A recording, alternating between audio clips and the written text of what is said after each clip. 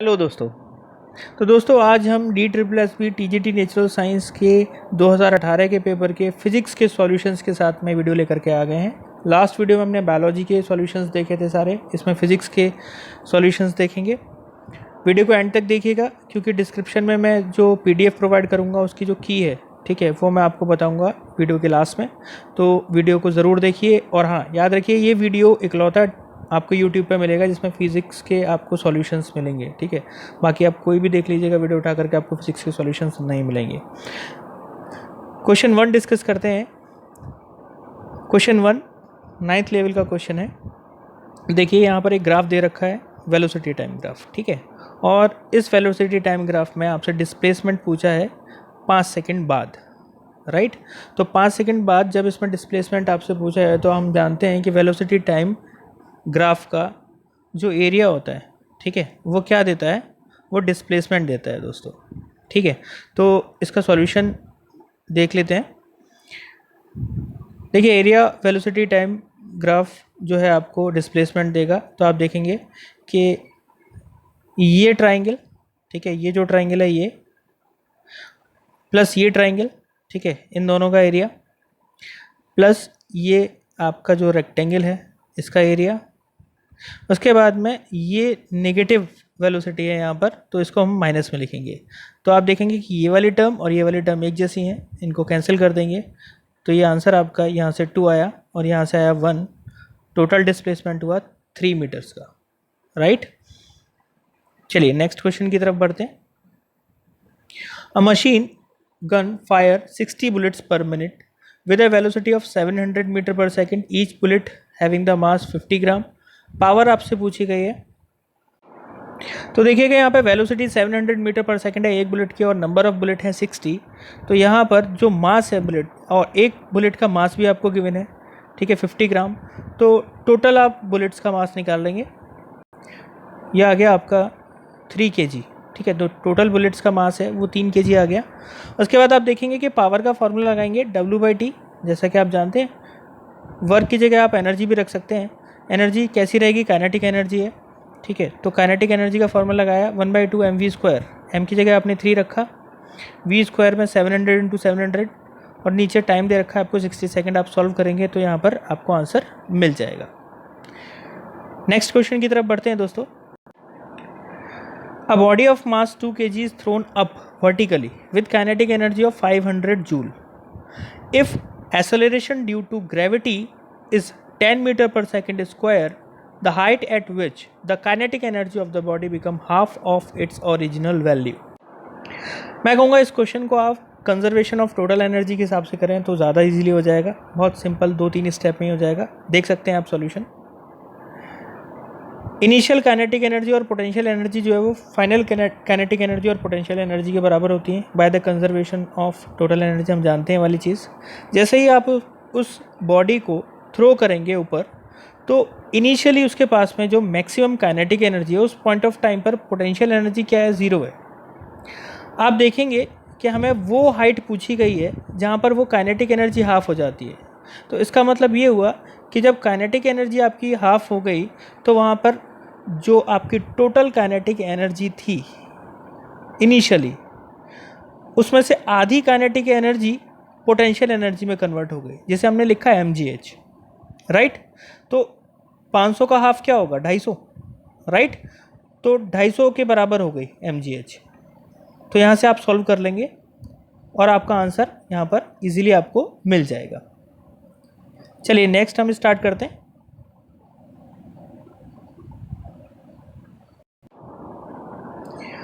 A body freely falling from the rest, acquiring a velocity v after it fall through a distance h. The distance it has to fall down further for its velocity to become double. देखिए free fall का case आप जानते हैं, ये हमने किया हुआ है 9th क्लास में, ठीक है। और 9th में नहीं तो हम देख सकते हैं 11th में, अगर हमारे पास में फिजिक्स है, वो तो कंपलसरी सब्जेक्ट है, चाहे आपके पास बायो हो या मैथ्स हो, तो फिजिक्स तो है ही। तो यहाँ देखिएगा जो हमारे पास में v आता है वो √2gh आता है, राइट। तो √2gh का केस था भाई, ये वेलोसिटी फाइनल वेलोसिटी कहलाती है जब बॉडी फ्रीली फॉल हो रही है, यानी कि u हमारा 0 है। तो यहाँ से अगर हम दोनों तरफ स्क्वायर करेंगे तो हमारे पास में h की वैल्यू निकल आएगी, जैसा कि आपको यहाँ पे दिखाया गया है। ठीक है, आप ये देखेंगे h की वैल्यू हमारे पास आ गई। लेकिन उन्होंने बोला है कि हमें और फर्दर कितना हाइट तक जाना पड़ेगा जिससे वो जो वेलोसिटी है, जिस फाइनल वेलोसिटी की आप बात कर रहे हैं जब बॉल टच पे जब बॉल ग्राउंड पर टच करती है, उसके भी फर्दर आपको और अगर नीचे जाना पड़े, यानी कि वेलोसिटी हमारी डबल हो जानी चाहिए। ठीक है, उस हाइट, वो एडिशनल हाइट क्या होगी, ठीक है, वो आपसे पूछी गई। एडिशनल हाइट, टोटल हाइट नहीं पूछी है, एडिशनल, क्योंकि वहाँ फर्दर वर्ड यूज़ किया हुआ है। ठीक है, आप देखेंगे क्वेश्चन में फर्दर वर्ड यूज़ किया हुआ है, फर्दर। ठीक है, the distance it has to fall further down, तो ये चीज़ ध्यान रखेंगे। तो हमसे वो एडिशनल डेप्थ पूछी गई है, एक तरीके से वो एडिशनल हाइट पूछी गई है। ठीक है, जहाँ वेलोसिटी क्या हो जाए, डबल हो जाए। तो मान के चलते हैं कि वो न्यू हाइट क्या है, वो न्यू हाइट h है हमारी। ठीक है, तो देखेंगे आप, हमने जो नई वेलोसिटी यानी जो डबल होने वाली है वो v डैश मान ली, यानी कि v dash is equals to 2v। हम ये जानते हैं चीज़, v डैश कितना है, हम मान के चल रहे हैं 2v के बराबर है, तो हमने 2v रखेंगे तो 4v² आ जाएगा। अब v²/2g हम ऑलरेडी जानते हैं कि वो h के बराबर है, तो इसकी जगह हमने h पुट कर दिया, तो जो हमारे न्यू हाइट थी वो किसके बराबर आ गई, 4h के बराबर। यानी कि जो न्यू हाइट है हमारी वो कितनी है, 4h के बराबर है। तो h तो वो बॉडी पहले ही कवर कर रही थी जब उसकी वेलोसिटी v थी, लेकिन 4h जब हाइट हो जाएगी तो वो वेलोसिटी डबल हो जाएगी, यानी एडिशनल कितनी हाइट और चली, तो h माइनस h कितना हुआ, 3h। चलिए नेक्स्ट क्वेश्चन की तरफ बढ़ते हैं। The gravitational force of attraction between two bodies is f। If each mass and distance between them are doubled then the force of attraction between them is. आपसे देखिए, ये बहुत जनरल फार्मूला है। ठीक है, 9th क्लास का formula है, ये तो आपको पता होगा, ये लेवल 9th का ही क्वेश्चन बनेगा। ठीक है, आप देखिए कि हमारे पास जनरल फार्मूला ये है, और वो उसने कहा है कि भाई दोनों मास को भी आप डबल कर दो, और जो डिस्टेंस है यानी रेडियस जो है दोनों बॉडीज़ के बीच में, उसको भी आप क्या कर दो, डबल कर दो। तो दोनों जब आप डबल करेंगे तो आप पाएंगे कि आपके पास जो एक्सप्रेशन आएगा उसमें 4 ऊपर आएगा और 4 नीचे आएगा, जो आपस में कैंसिल हो जाएगा, और इनिशियल जो एक्सप्रेशन आपका था वही वापस से आ जाएगा। ठीक है, तो ये क्वेश्चन जो है वो सिंपल था, तो यानी कि कोई भी चेंज नहीं आने वाला, it will remain same. Next question देखते हैं। Metallic sphere with an internal cavity way 40 gram in air. ध्यान से देखिए, क्वेश्चन ध्यान से पढ़ना बहुत इंपॉर्टेंट है। अगर क्वेश्चन में आपने ध्यान से नहीं पढ़ा तो हो सकता है आपका आंसर डिफरेंट हो जाए, जो गलत हो जाए। ठीक है, तो पहला स्टेप रहता है कि आप क्वेश्चन को बहुत केयरफुली पढ़ें। चलिए पढ़ते हैं क्वेश्चन। आप metallic sphere with an internal cavity way 40 gram in air and water में कितना, 20 ग्राम। यानी कि जब एयर में है तो उसको 40 ग्राम उसका वेट मतलब मास है, और जब वो वाटर में है तो 20 ग्राम उसका मास है। मटेरियल की डेंसिटी भी आपको गिवन है। ठीक है, if the density of the material with cavity is 8 gram per cc then the volume of the cavity. देखिए, आपसे वॉल्यूम कैविटी का पूछा गया है, राइट। तो देखें आप, स्फीयर का जो वेट एयर में है वो कितना, 40 है, वाटर में कितना है, 20 है। तो वाटर आप समझ के चलिए, उसको जब वाटर में आपने प्लेस किया तो जो वाटर का जो वॉल्यूम था वो कितना रिमूव हुआ, 20 cc, क्योंकि 20 ग्राम कम हो गया ना उसका वेट, तो यानी कि उसने 20 ग्राम ही वाटर डिस्प्लेस किया होगा। और वहाँ से, क्योंकि वाटर की डेंसिटी 1 है, तो वहाँ से हमारे पास जो वॉल्यूम आएगा वो मास के बराबर ही आएगा, यानी 20 cc। देन मटेरियल की डेंसिटी भी गिवन है, तो अब वॉल्यूम मटेरियल का निकाल सकते हैं हम, राइट। तो वो कितना आया, 5 cc जब वो वाटर। तो अब वॉल्यूम ऑफ द कैविटी कितना हुआ, तो आपके पास जो वाटर के अंदर, भाई आपने जो वॉल्यूम निकाला इनिशियली वो 5 cc निकाला, ये वॉल्यूम तब आया जब वाटर के अंदर आपने उसको प्लेस किया। अब वॉल्यूम कैविटी का इनिशियल ईयर में कितना होगा, तो 20 में से आप 5 को क्या कर देंगे, माइनस कर देंगे, तो आपके पास में क्या आ जाएगा, 15 cc आंसर इसका आ जाएगा। नेक्स्ट बढ़ते हैं हम लोग। A particle has displacement 12 centimetre toward east, 9 centimetre towards north and 6 centimetre vertically upward. देखिए, तीनों एक्सिस पर घुमा दिया इसने। ठीक है, एक्स पर भी, वाई पर भी और जेड पर भी, और ये वेक्टर से क्वेश्चन है। ठीक है, आप देखेंगे कि इसमें आपको कुछ नहीं करना, बस मैग्नीट्यूड निकालना है, और मैग्नीट्यूड आप जानते हैं x² + y² + z² का अंडर रूट निकालेंगे तो आपके पास में इजीली मैग्नीट्यूड आ जाएगा। ठीक है, तो सिंपल क्वेश्चन था। नेक्स्ट क्वेश्चन की तरफ हम बढ़ते हैं। यहाँ question, a running race is organised between ultrasonic audible and infrasonic waves in a medium. ठीक है, तो पूछा गया आपसे इसमें से विनर कौन रहेगा। ठीक है, तो देखो तीनों की ही स्पीड सेम है, तो यहाँ पे कोई भी विनर और लूज़र नहीं है, तो यहाँ पर हमारा जो आंसर 1 है वो करेक्ट हो जाने वाला है। चलिए नेक्स्ट बढ़ते हैं अपन लोग। 1 centimeter object is placed perpendicular to the principal axis of a convex mirror of focal length 7.5 centimeter. Find its distance from the mirror if the image formed is 0.6 centimeter in size। देखिए यहाँ पर ना आपको object की height दे रखी है initially, देखिए ये हाइट है ऑब्जेक्ट की, और आपसे कॉन्वेक्स मिरर बोला है। ठीक है, तो जो फोकल लेंथ है वो पॉजिटिव होने वाली है। ठीक है, कितनी है, 7.5 सेंटीमीटर है। डिस्टेंस आपसे पूछा है मिरर से, तो यानी कि यू आपको निकालना है अल्टीमेटली। ठीक है, यू आपसे फाइंड आउट करने का बोला है। वी हमारे पास है नहीं इस क्वेश्चन में, तो अगर वी होता तो कोई दिक्कत नहीं थी, फोकल लेंथ हम डायरेक्ट फार्मूले से निकाल देते मिरर फार्मूला से। लेकिन क्योंकि वी है नहीं तो हमें यहाँ पे सहारा लेना पड़ेगा किसका, मैग्नीफिकेशन का, क्योंकि यहाँ पर आपको ऑब्जेक्ट का साइज़ और इमेज का साइज़ दोनों गिवन है। तो मैग्नीफिकेशन का फॉर्मूला आप लगा सकते हैं। देखिए मैग्नीफिकेशन का फॉर्मूला है इमेज की हाइट अपॉन ऑब्जेक्ट की हाइट। ठीक है, तो वो यहाँ से निकल गया आपका, तो आपका आ गया है 3.3/5 सॉरी। ठीक है, तो एक और मैग्नीफिकेशन का फॉर्मूला हमारे पास क्या रहता है, -v/u। तो यहाँ से अगर हमारे पास मैग्नीफिकेशन है तो v और u में रिलेशन आ जाएगा। क्या रिलेशन आया, v जो है वो -3/5u के बराबर है, राइट। अब जब हमारे पास में v की वैल्यू आ गई है, ठीक है, वेरिएबल हमारे पास में जो था इनिशियली वो हमने, अब हमारे पास में u भी वेरिएबल था पहले, लेकिन अब हम उसको डिस्प्लेस कर सकते हैं, रिप्लेस कर सकते हैं। ठीक है, तो हमने यहाँ पर फॉर्मूला लगाया 1/f is equals to 1/v plus 1/u। तो f की जगह हमने वैल्यू रख दी। ठीक है, और v को भी हमने क्या कर दिया, रिप्लेस कर दिया u की टर्म्स में, क्योंकि हमें निकालना अल्टीमेटली क्या है, u निकालना है। तो यहाँ पे आपका आंसर आ गया। ठीक है, तो ये थोड़ा सा क्वेश्चन जो है वो कैलकुलेशन वाला रहेगा। देखिए यहाँ पे DSSBA ने जानबूझ करके कैलकुलेशन वाले कुछ क्वेश्चंस देती है, इसमें थोड़ी लेंदी कैलकुलेशंस रहती है, जिससे आप उसमें अपना टाइम थोड़ा सा खर्च करें, और अल्टीमेटली क्या होता है कि आप उस एक क्वेश्चन को आसान को जिसमें कैलकुलेशन ज़्यादा थी उसके चक्कर में आप 3 क्वेश्चंस को क्या कर देते हो, मिस कर देते हो। ठीक है, क्योंकि टाइम वो 3 के बराबर ले लेता है। ठीक, तो ये चीज़ भी थोड़ी ध्यान रखनी पड़ेगी, हमें चूज़ करना पड़ेगा क्वेश्चन पेपर के अंदर कि कौन से क्वेश्चंस करने हैं कौन से नहीं करने हैं। ठीक है, जानबूझ करके ऐसे क्वेश्चंस रखे जाते हैं जिससे आपका टाइम जो है वो वेस्ट हो। The velocity of a body of mass 100 gram is increased from 5 meter per second to 36 kilometer per hour in 5 seconds। force acting on the body। देखो यार यहाँ पे ना मास जो है वो कितना है, 100 ग्राम। मैं इसको 100 ग्राम ना पढ़ के 0.1 kg भी बोल सकता हूँ। ठीक है, समझ गए ना आप लोग, 1000 से डिवाइड कर दिया, 0.1 kg भी बोल सकता हूँ। ये जो वेलोसिटी है इसकी 5 से कितनी हो गई, 36 किलोमीटर पर आवर। तो देखो पहले तो इसको कन्वर्ट कर लो किसके अंदर, मीटर पर सेकंड के अंदर। जब आप इसको कन्वर्ट करोगे मीटर पर सेकंड के अंदर तो आप पाओगे कि जो इसकी वेलोसिटी है वो 10 मीटर पर सेकंड आ जाती है। ठीक है, अब आपसे पूछा कि force acting on the body, तो कितनी फोर्स है, तो वो सिंपल फार्मूला आप फादर इज इक्वल्स टू माँ, ठीक है, F is equals to m में लगा सकते हो।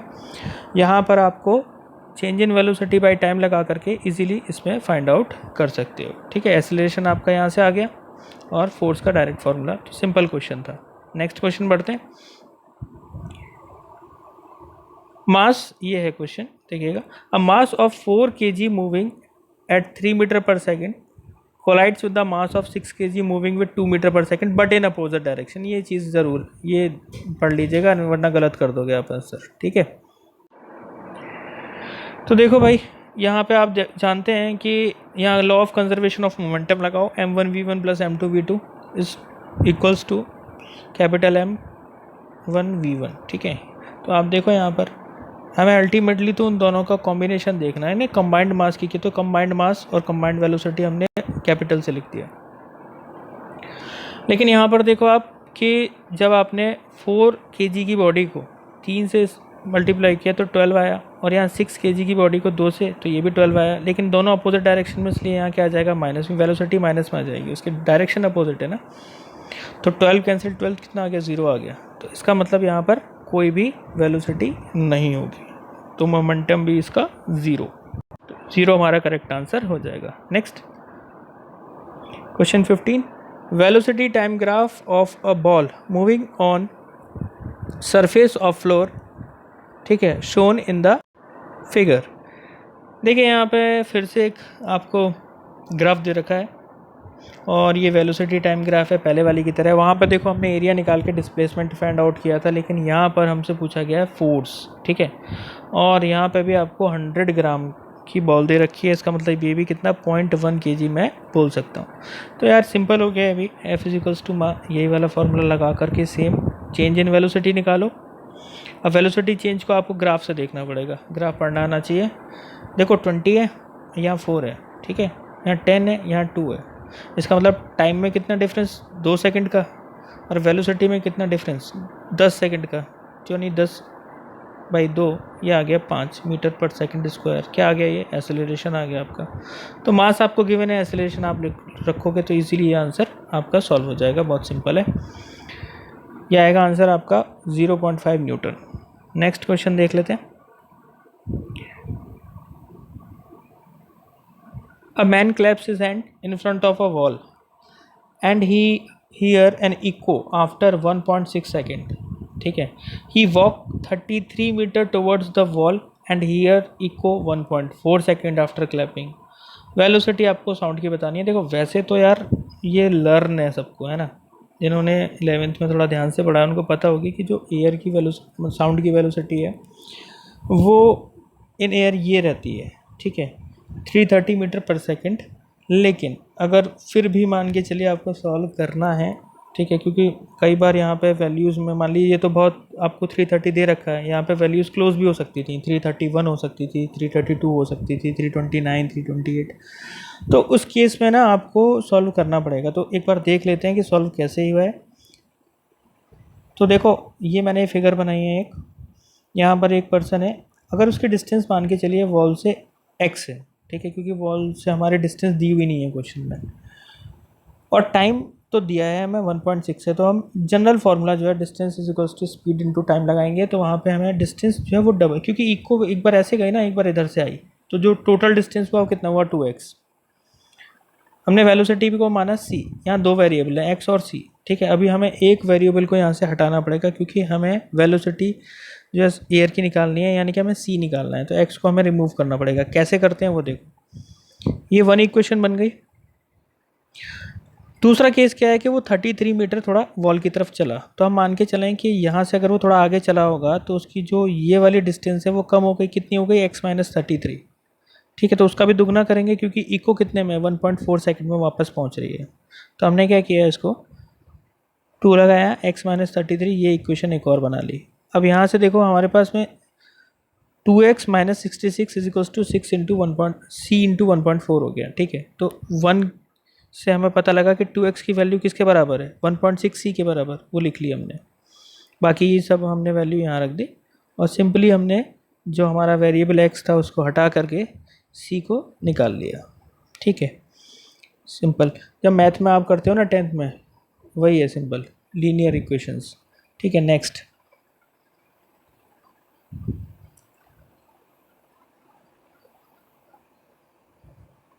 weight of the body in air is 100 Newton. How much will it weigh in water if it displays 400 cc of water? देखो simple question है ये भी, किसी बॉडी का मास एयर में कितना है, 100 न्यूटन। तो आप जानो कि जो वेट है ना वो होता है mg, ठीक है। मास और वेट में डिफरेंस है भाई, वो स्केलर क्वांटिटी है मास, वेट एक वेक्टर क्वांटिटी है जिसमें एडिशन क्या है आपका, एक्सेलरेशन ड्यू टू ग्रेविटी भी ऐड है। तो अब मान के चलो अगर ये कोई चीज़ 100 आई है तो g पहले से 10 दे रखा है, तो यहाँ पे 10 × 10 तभी 100 बना होगा, यानी m की वैल्यू कितनी है, यहाँ पे 10 है, समझ गए। यानी मास इसका 10 है, g से मल्टीप्लाई किया कितना आ गया, 100 न्यूटन। अब हमसे वाटर में पूछा है कि कितना वेट होगा, ठीक है।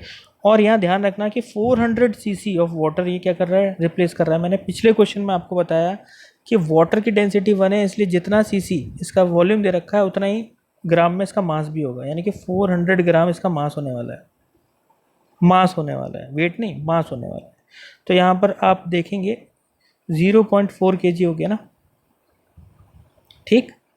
तो 0.4 kg था, वाटर में, ठीक है, इतना डिस्प्लेस किया है, सॉरी वाटर इसने, और वैसे एयर में उसका मास कितना था 10। तो आप ऐसे भी देख सकते हो, दो तरीके से देखो इसको, 9.6 kg बचा उसका पानी में मास। इसका मतलब ये हुआ क्योंकि वाटर कितना डिस्प्लेस किया है 0.4 kg, तो वाटर जब 0.4 kg इसने डिस्प्लेस कर दिया तो जो इसका मास पानी में बॉडी को फील हुआ होगा वो कितना होगा 9.6 kg, और इसको आप मल्टीप्लाई करेंगे जब 10 से तो ये 96 kg आ जाएगा इजीली, सॉरी 96 न्यूटन आ जाएगा इजीली, ठीक है, क्योंकि आपने इसको जी से मल्टीप्लाई कर दिया मास को, तो वेट आ गया कितना 96 न्यूटन। अब यहाँ दूसरा तरीका क्या है, दूसरा तरीका ये है कि आप यहीं पर इसका जितना वेट वाटर का रिप्लेस हुआ है वो, ये तो मास हो गया, वाटर का वेट कितना हो जाएगा 4 न्यूटन। तो एयर में उसका 100 न्यूटन वेट था, वाटर उसने डिस्प्लेस किया 4 न्यूटन, तो वाटर में उसको वेट कितना 96 न्यूटन। ऐसे भी आप निकाल सकते हो जैसे मैंने सॉल्यूशन किया है, तो दोनों ही तरीके से सही आएगा आंसर। अब यहाँ पर हम क्योंकि वीडियो देखो ऑलरेडी 20 मिनट का 21 मिनट का हो चुका है, तो नेक्स्ट वीडियो में इसी की कंटिन्यूटी में लाऊंगा। आप ऊपर बेल आइकन देख लीजिएगा, ये सेकंड वीडियो के लिए बेल आइकन आपको दिख रहा होगा ऊपर आपको एक, तो इसमें से आप दूसरा वीडियो देख सकते हैं। साथ में एंड स्क्रीन में भी मैं आपको इसके नेक्स्ट जो वीडियो है वो मैं दे दूंगा आपको, तो आप उसमें से देख लीजिएगा। नेक्स्ट वीडियो देखना मत भूलिएगा, ऊपर आइकन से ज़रूर देख लीजिएगा उस वीडियो को, बिकॉज उसमें आपको मैं एनालिसिस भी देने वाला हूँ कि किस टॉपिक को प्रिपेयर करना है, जिससे फिजिक्स में आप चुटकियों में क्वेश्चन सॉल्व करके डीएसएसबी में फिजिक्स के उतने क्वेश्चन तो सॉल्व कर ही लो जिससे सिलेक्शन ईजिली हो जाए, ठीक है, क्योंकि बिना फिजिक्स के देखो सिलेक्शन होना बहुत मुश्किल है। आप जानते हो कि भाई केवल बायोलॉजी और केवल केमिस्ट्री करके आपके 50 क्वेश्चन टोटल होते हैं, ठीक है, और ये तो है नहीं कि आप 50 के 50 क्वेश्चन इजी आ जाएंगे और 50 के 50 आप सही कर दोगे, तो फिजिक्स का भी बहुत इंपॉर्टेंट वेटेज रहेगा। तो और कुछ क्वेश्चन इजी भी हैं यार, सिंपली, ठीक है, जिसमें पेन भी उठाने की आपको ज़रूरत नहीं है। तो मैंने हाफ क्वेश्चन यहाँ डिस्कस कर लिए हैं, हाफ क्या मोर देन हाफ ही कर लिए हैं, कुछ क्वेश्चंस रहते हैं वो नेक्स्ट वीडियो में आप वेट करें, उसका मैं आपको दूंगा। Thank you for watching the video, share करें, लाइक करें, सब्सक्राइब करें।